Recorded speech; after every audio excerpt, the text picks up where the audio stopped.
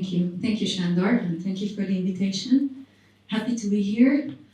Yes, so I'm Hungarian by origin, but I'm based in Warsaw. I work at the Polish Academy of Science as a political scientist and a sociologist.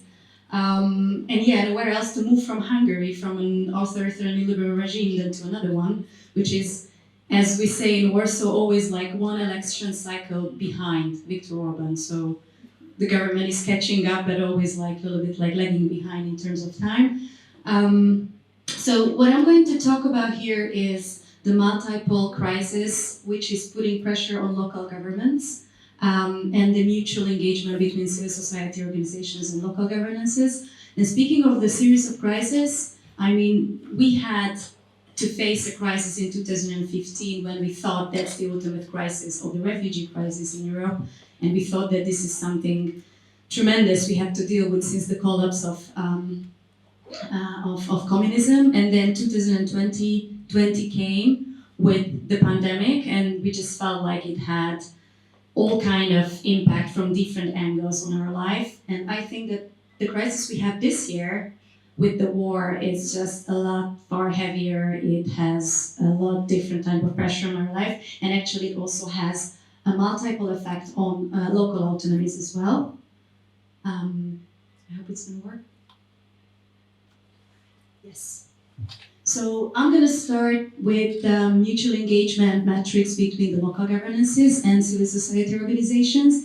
And the good news is that eventually by this year, cities turn out to be the most powerful vectors of democratic values in Central and Eastern Europe. So by 2020, 8 out of 11 regional capital mayors were absolutely not aligned politically with the national ruling populist authoritarian parties. And 6 of them were political outsiders as well, so they were coming from new parties or civil society organizations. And I think Hungary and Poland are especially indicative in this regard because of what we witnessed in 2019, how the opposition were able to break through in the bigger cities. And in Poland, it was a lot more robust. So technically, most of the bigger cities are right now controlled by the opposition and not by the government. When it comes to mutual engagement, meaning civil engagement from within the society and political engagement from the side of the local governances, this kind of mutual engagement is super important when it comes to the quality of governance on the local level and the democratic processes. How OECD is, for instance, measuring it is like from the civil level, it's rather focusing on voter turnout, public information requests, and petitioning. It's important because later I'm going to show you some charts and so that it helps the understanding. And local government's engagement metrics is usually measured throughout public consultation, permanent consultative platforms, participatory budgeting, which is super important and established in Poland, but it's just, I think, in the making in Hungary, and collaborative projects with the civil society organizations. And ideally, these civil society organizations are mediating in between these two levels, the local citizens and the state, by building trust and social capital. So the challenges that we're facing here is that those civil society organizations are new generational. They're focusing on issues which are linking their identity to difficulties to get actual support from the national government. I'm thinking about democratic backsliding, corruption, civic technology, or climate issues. And another challenge that we need to face is that right-wing actors on both levels are a lot better organized. Not only in Central and Eastern Europe, I think in general, I think about the United States, because there is an increasing opportunity structure between parties like Fidesz or PIS, their governmental organized civil society organizations, and extremist religious groups, for instance, like Ordo Iuris in Poland, or the World Congress of Families globally, with which Fidesz was heavily cooperating. So these are helping and mutually reinforcing each other on the local level, which puts other organizations into a difficult situation financially. Speaking of the political environment in these two countries, because I'm focusing on Poland and Hungary, one of them is, which is establishing the structural challenges, is there is an extreme robust populist polarization in both countries, which means that the government is polarizing the society both on a vertical and on a horizontal level. How does it look like on a vertical level? Like, for instance, the Hungarian government is pushing the envelope of, the corrupt Brussels and George Soros is undermining the will of the people. In Poland, it looks a little bit different because Brussels is also there, but I don't think George Soros is that prominent. It's rather about the imperialist Germany, which is undercutting the will of the people, of course, together with Donald Tusk. So that's the setting in Poland. And horizontal polarization, by that I mean that both governments are differentiating very often between traditional family values and people who are representing traditional family value structures, and LGBTQI and gender and feminist people who would be willing to get a lot more representative opportunities, but the government is focusing on people with children, married people with children. I think what's also very prominent in Hungary is that there is this distinction line between the hardworking Hungarian people and other minorities like homeless or Roma communities, which are technically useless. And so there's a very harsh exclusionary edge in this regard by saying that, these are our people who are deserving, and these are those people who are not our people, and they don't deserve any support from the state. And the other systemic challenge is that both the quality of democracy and quality of governance is shrinking in these countries, which also has a negative impact on the shrinking civil space. And of course, it is undermining autonomies, but it's very important that this is different in Poland and Hungary, because I think there is still a lot more space to maneuver in Poland. Speaking just very shortly about the nature of democratic backsliding, I think what is fundamentally undermining democracy in our countries, it's not only about how they're violating the constitution or what they do about, on the regulatory level, but how the governments are employing informal exercise of power, meaning that both PIS and Fidesz are focusing on vote buying. It's quite coercive in Hungary, and it very often goes hand in hand with abusing state funds. So this kind of electoral clientelism, this is with which they're tilting the playing political field in between and during the elections. But on the organizational side of the problem, both governments are focusing on party patronage and nepotism. I think these are the two elements which are very prominent in Poland. In Hungary, it goes way beyond. So it's not just about party patronage. This is about the full political and economic monopolization of the state and the market. And this kind of clientelist corruption is also super coercive in this country. I don't think it's that coercive in Poland yet, but this is certainly how the system is functioning. So what are the multiple pressures on local governances in Hungary? Very quickly to go through it, we have seen tremendous re-centralizing kind of efforts after Fidesz came to power in 2010. So local political autonomies have been completely hollowed out and became so local governance became part of the national top-down hierarchical power structure.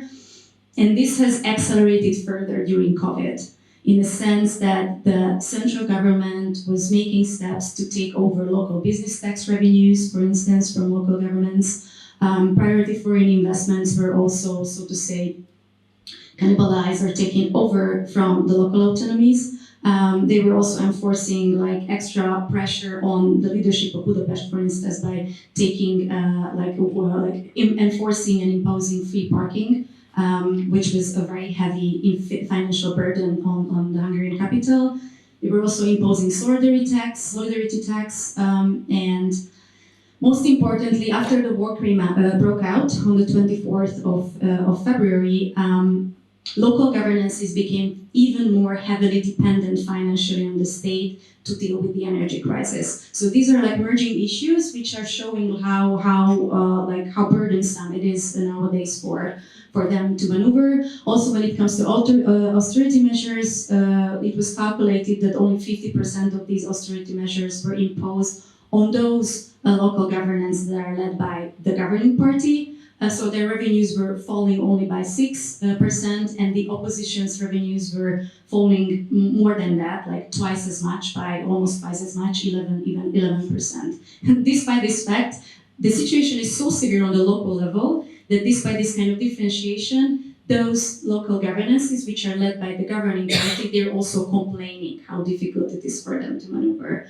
But long story short, party affiliation matters a lot when it comes to financial support from the central government in Hungary. In Poland, the situation is that there was also like a very strong recentralization effort after PIS came to power in 2015, and it mainly prevailed by, we've seen that there were new responsibilities that were pushed on the local authorities, but they didn't give extra money for that. So they were just transferring these kind of issues without transferring financial resources to them.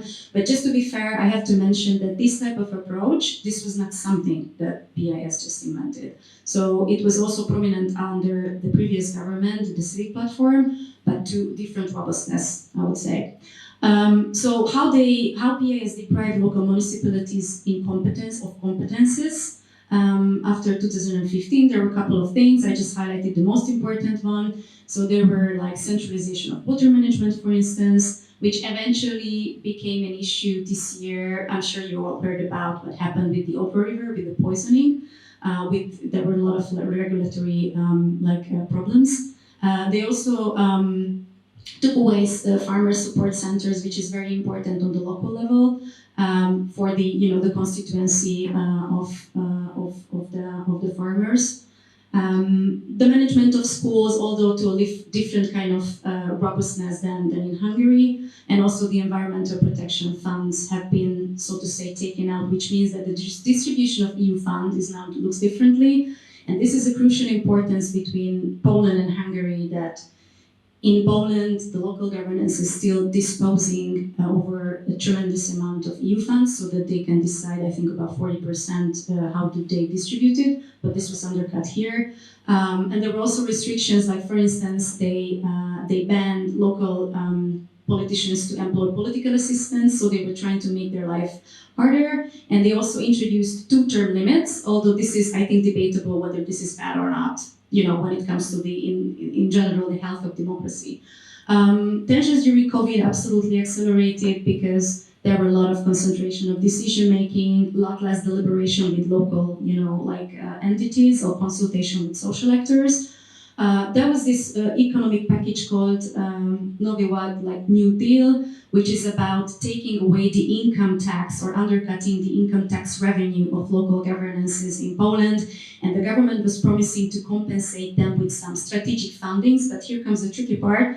I mean, you take this away and then you promise some strategic fundings, which is eventually at the end of the day located on a political basis very often. So I don't think that helps that much. That was also prominent that LGBTQ free zones were just popping up in Poland during or along with COVID. So the situation on the local level when it comes to sexual minorities, it absolutely deteriorated, even if on a symbolic level. And the tension between the national and the regional level has been tremendous because oppositional-led cities received less funds than the government, which are those that are led by the governmental party. And getting to the point, like the war in Ukraine, this is which put these local autonomies into a situation they had to face a challenge hasn't seen since the collapse of the communism. 7.6 million refugees have been crossing the Polish-Ukrainian border. There are estimates like how many of them have stayed. I think it's between 3.5 million, but could be even higher. But the thing is that although there were some legislative, so to say, initiatives on the national level, the heavy lifting was made by the local governances and local volunteers. And one of the Polish Economic Institute measures that 77% of Poles have somewhat got involved into helping these people. So this was like an unprecedented kind of cooperation, both between NGOs and local communities, but also, the Polish society in general. Quickly about the differences, as I mentioned that these kind of problems are prevailing differently in the two countries, and this is because in Poland there is this very well-established multi-level governmental system, which is a lot more decentralized than the one we had to work with in Hungary, which became tremendously top-down centralized under Viktor Orbán. So the Polish voivodeships are, as I mentioned, they're having disposal over 40% of EU funds. And they also have the disposal over 30% of the total public expenditure. So in comparison, this is huge difference with the Hungarian local autonomies, which have been technically, as I said, bled out and undermined since 2010. So right now we're having a situation where local municipalities under 2,600 inhabitants, or like Budapest itself, lost its financial autonomy completely. The media situation, I think it's also very important. So what kind of internal, external environment in which they're maneuvering, what is the structure of the public sphere? It turned out that while it has been captured in Hungary, it's still very diverse. The market is still very diverse in Poland, despite the fact that this is also shrinking. So in Hungary, we have a coordinated propaganda machine, which is, I would say, controlling 80% of the Hungarian media and market in general. And it aims at legitimizing, the Lord Mayor of Budapest and oppositional politicians on a daily basis. In Poland, this is rather the public media, I think, which have been pushing this envelope and which have been completely captured, but also the local media started to become more centralized because the government in Poland is incentivizing state companies to buy up local media outlets. So PKN Orlen, for instance, was right now grasping a big kind of, part of the local media to control and to reinvigorate the national government's ideas.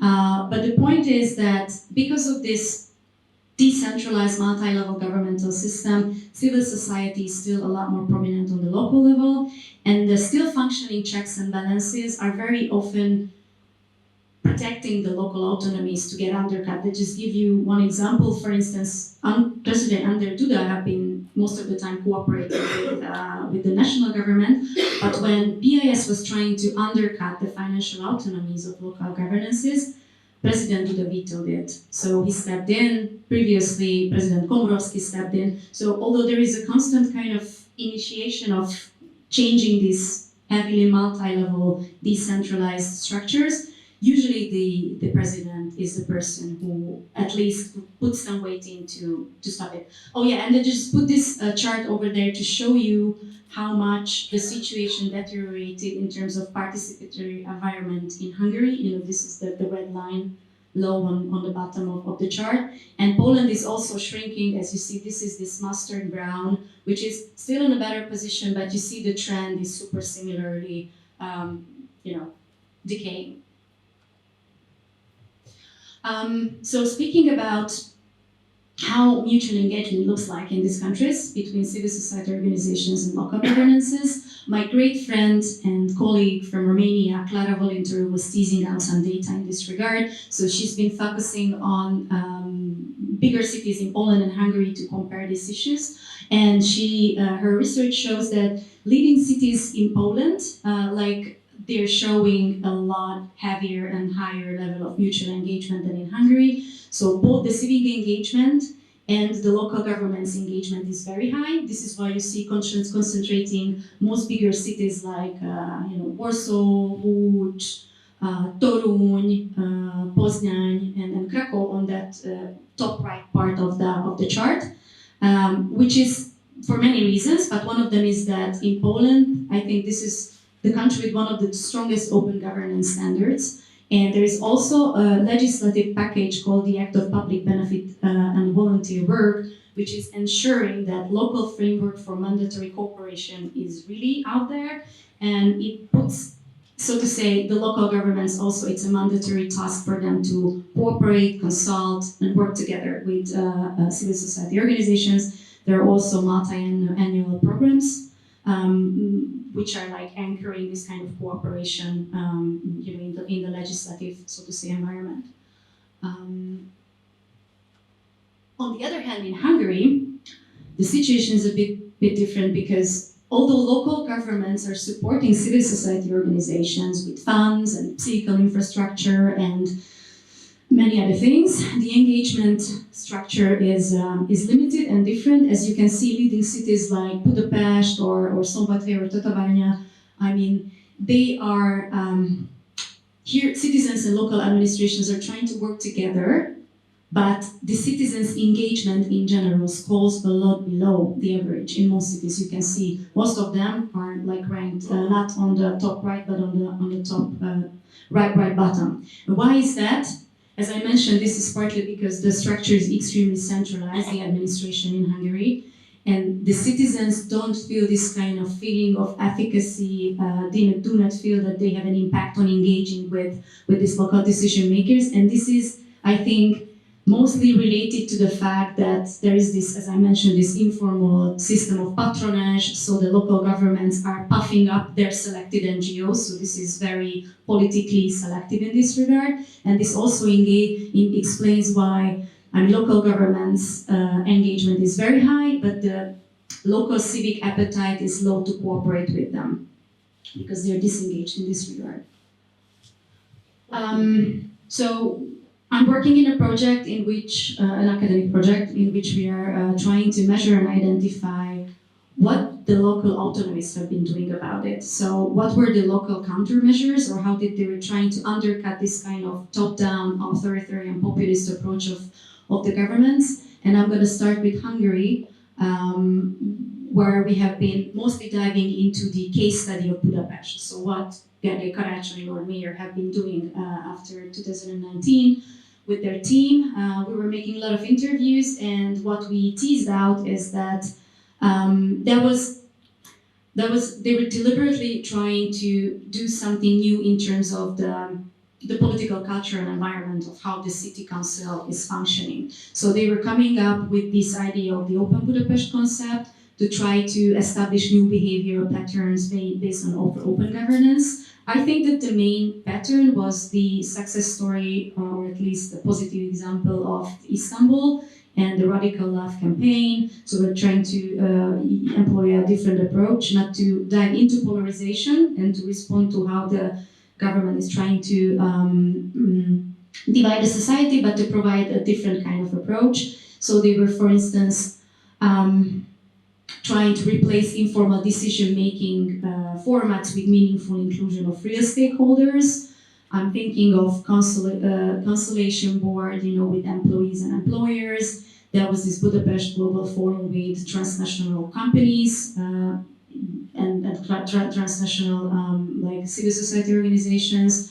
There is a mandatory inclusion of civil society organizations as well. They were also trying to focus on involving religious groups and professional associations, for instance, regarding anti-drug policies. And most importantly, they were trying to strengthen these power-checking functions of the opposition, which is we can put it this way, it's a very maybe naive, but I think a very nice idea of right now that the authoritarian party is in opposition. Instead of cutting them out, they were giving them back the rights to do interpellation, to establish committee of inquiries, for instance, and they're also trying to, at least on the local district level, to give them space in the local media so that they have a voice. So instead of, fighting fire with fire, like fighting populism with populism, they're trying to do something different. There were also, about this inclusionary side of things, they were also strengthening the issue of citizens' initiative to encourage people to do petitioning.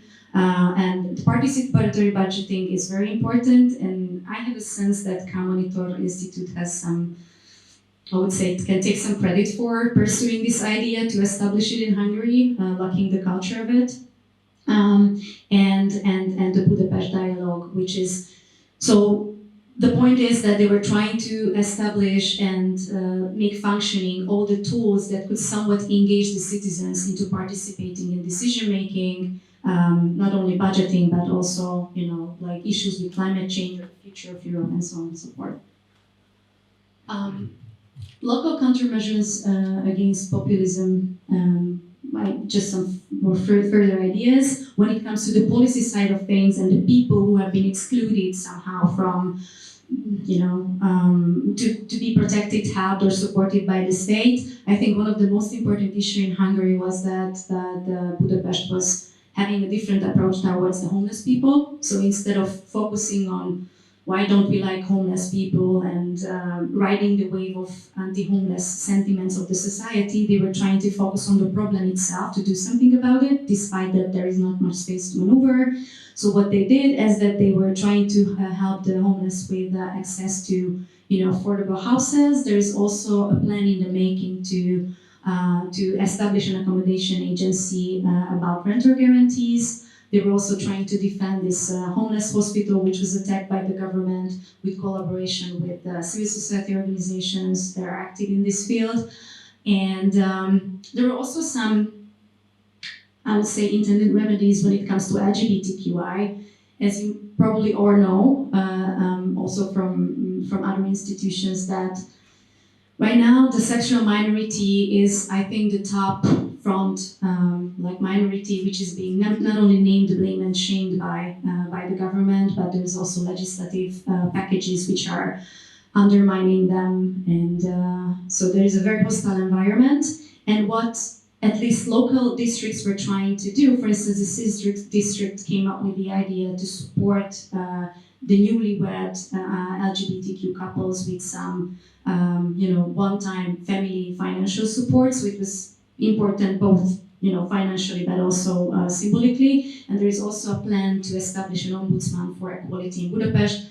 I know these are all in the making things, so they're just, some of them are just on paper. We don't really know whether it's going to materialize or not, but at least there is thinking about it. So I wanted to highlight. They also introduced public broadcasting standards into local media outlets to little bit to counterbalance the centralized media and propaganda environment. There is also, when it comes to historical remembrance, there is an idea to do something completely different in a more pluralist way, to include, for instance, the perspective and the issues of women, for instance, women who have been raped during the First and the Second World War. So to make it a lot more inclusive and to focus on the pressure points from a much more pluralistic point of view.